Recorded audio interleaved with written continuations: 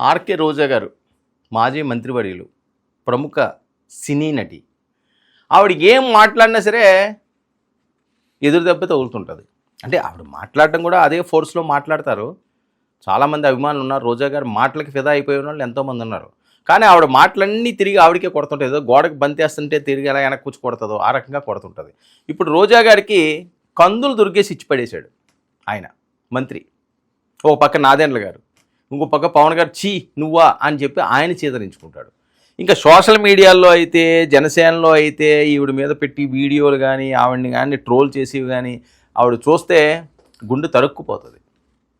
అలాంటి పరిస్థితికి ఆవిడే వస్తున్నది. కొన్ని సందర్భాల్లో విధానపరంగా మాట్లాడండి, తప్పు లేదు. ఎరువులు లేవు మాట్లాడండి, రైతుల కష్టాలు మాట్లాడండి, మెడికల్ కాలేజీలు మాట్లాడండి. అంతేగాని పవన్ కళ్యాణ్ గిర్ర హెలికాప్టర్లో తిరుగుతున్నాడు, ఆయన ఏమైనా సినిమాల్లో డ్యాన్సులు వేస్తున్నాడు, లేకపోతే సినిమాలు చేస్తున్నాడు, చంద్రబాబు ఇలా చేస్తున్నాడు, లోకేష్ అలా చేస్తున్నాడు, ఎందుకు ఇవి అనవసరమైన మాటలు? ఇప్పుడు వాళ్ళు ఏమంటున్నారు, చీ కొడుతున్నారు. నువ్వు జబర్దస్త్ చేయలేదా? రోజాకు ఇచ్చి పడేసిన మంత్రి కందుల దుర్గేష్.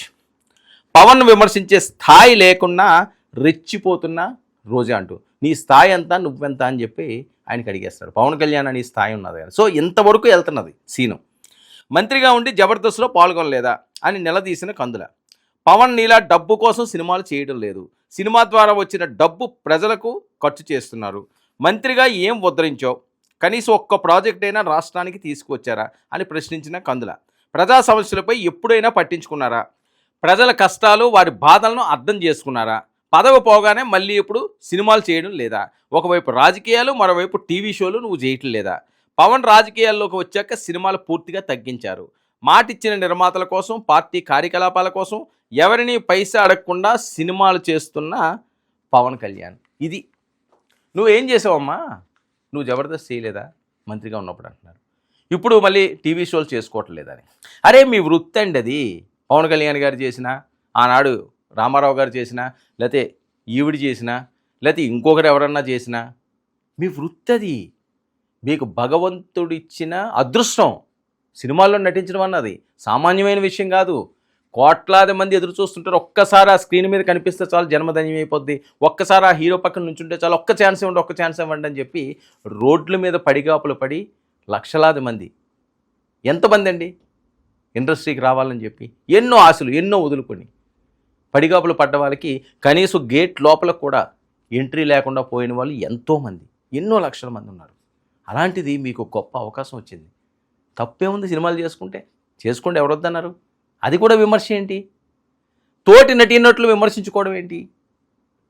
చిరంజీవి గారి గురించి మీకు తెలీదా? ఎలాంటి స్థాయి నుంచి ఎలాంటి స్థాయికి వెళ్ళాడు ఈరోజు ఆయన. ఇండియాలోనే తనదైన మార్కు వేసుకున్న వ్యక్తి, ఒక సాధారణమైన కుటుంబం నుంచి వచ్చి, అలాంటి కుటుంబం నుంచి వచ్చిన పవన్ కళ్యాణ్ గారు. అన్న పేరు మీద ఆయన ఏమీ సక్సెస్ లేని తీసుకోలేదు. అన్న లెగసీని ఆయన నడిపించాడు. అరే చిరంజీవి గారు తమ్ముడు పవన్ కళ్యాణ్ గారు రా, పవర్ స్టార్ అయ్యాడు అంటున్నారు తప్పించి చిరంజీవి గారు ఏదో సపోర్ట్ చేసి, లేకపోతే చిరంజీవి గారిని ఆయన్ని ఆదర్శంగా తీసుకుని రావచ్చేమో, కానీ చిరంజీవి గారి పేరు ఎప్పుడు కూడా ఆయన వాడుకోలేదు. చిరంజీవి గారు కూడా ఈయన కాళ్ళ మీద ఈయన నిలబడి ముందుకు సాగాడు తప్పించి ఆయన ఫుల్ సపోర్ట్ అయితే చేయలేదు. సరే పిల్లలు మనం నడిచినప్పుడు సరిగ్గా నడక రానప్పుడు నడక నేర్పిస్తాం, తినడం రానప్పుడు తిని నేర్పిస్తాం. నడక తిండి వచ్చిన తర్వాత నేర్పించడం అది మన బాధ్యత. చిరంజీవి గారు చేయలేదా అంటే చేశారు. తప్పటడుగులు వేసేటప్పుడు మంచి అడుగులు వేయించాడు ఆయన, అంతవరకు చేశాడు. అన్నగా ఆయన బాధ్యత ఆయన నెరవేర్చుకున్నాడు. బాధ్యత అది, దాన్ని ఏం తప్పట్టాల్సిన అవసరం లేదు. కానీ తర్వాత రోజుల్లో చిరంజీవి గారికి ధీటుగా నిలబడిన వ్యక్తి పవన్ కళ్యాణ్. అంటే తనదైన మార్కు సంపాదించుకున్నాడు. చిరంజీవి గారిది ఇంకా అది పోయింది, ఆయన దగ్గర నుంచి పక్కకు వచ్చేసింది. చిరంజీవి గారు తమ్ముడు అన్నది ఆయన కానీ, రామ్ చరణ్ కానీ చిరంజీవి గారు అబ్బాయిరా అంటారు తప్పించి వాళ్ళకి సొంతంగా వాళ్ళు ఫ్యాన్ ఫాలోయింగ్ సంపాదించుకున్నారు. అరే సొంతంగా పార్టీ పెట్టి 21 గెలిచాడండి. ఇంక అంతకంటే మగాడితనం ఏం కావాలి? ఏముంది? అదే చిన్న విషయం ఏం కాదు కదా. ఇప్పుడు రాజశేఖర్ రెడ్డి గారు, జగన్మోహన్ రెడ్డి గారు అది వేరు, ఆ లెగసీ వేరు. కాంగ్రెస్ ఒక పెద్ద పార్టీ, రాజకీయ అనుభవం ఉన్నవాళ్ళు. ఈయనకి ఏం రాజకీయ అనుభవం ఉంది? ఏదో ఎవరో కష్టాల్లో ఉంటే సాయం చేయడు, ఏదో ప్రజల కోసం ఏదో చేయాలని ఒక తపన. ఆ తపనతో పెట్టిన పార్టీ కదా. ఓడిపోయినా, అవమానాలు పడినా అలా నిలబడ్డాడు ఆయన. ఈరోజు సక్సెస్ సంపాదించుకున్నాడు. ఆయన మీద పడేస్తే ఏమొస్తుంది?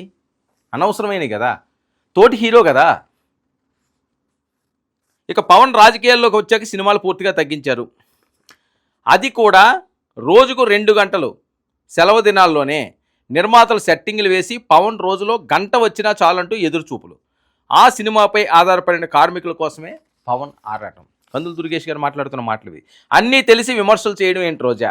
మళ్ళీ షోల్లో నటించడం అవసరమా? రోజాపై నిప్పులు చెరిగిన మంత్రి కందుల దుర్గేష్ రోజా గారికి వరుసపెట్టి వాయించేస్తున్నారు. అనవసరంగా మొన్నటి వరకు బాగానే ఉన్నారు, ఆవిడేదో సైలెంట్గా ఉన్నారు, సరే ఓడిపోయిన బాధలో ఉన్నారు, ఇప్పుడు పరిస్థితులు బాగాలేదు, సైలెంట్ అయ్యారు అనుకున్నారు. ఇంకా ఆయన సైలెంట్ కాదు, వైలెంట్ అయిపోయారు. ఆవిడ మళ్ళీ మొదలు పెట్టేశారు, తనదైన స్టైల్లో గలం విప్పుతున్నారు.